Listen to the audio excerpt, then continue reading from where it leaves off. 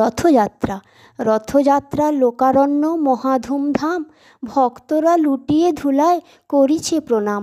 লক্ষ লক্ষ পুণ্যার্থীরা চলছে পুরীধাম।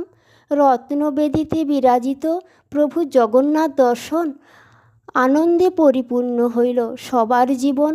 রথের রশ্মি ধরে ভক্তরা করিছে টানাটানি, জগন্নাথ দেবের মধ্যে স্বয়ং শ্রীকৃষ্ণ বিরাজ করে, এ কথা আমরা সবাই জানি। জগন্নাথ বলরাম মাঝে ভগিনী সুভদ্রা, সম্পূর্ণ হইল দেখো রথযাত্রা। 4টি ধামের মধ্যে দ্বিতীয় পুরীধাম, সবাই বাহু তুলে বলিয়া উঠিল জগন্নাথ বলরাম সুভদ্রা দেবীর নাম।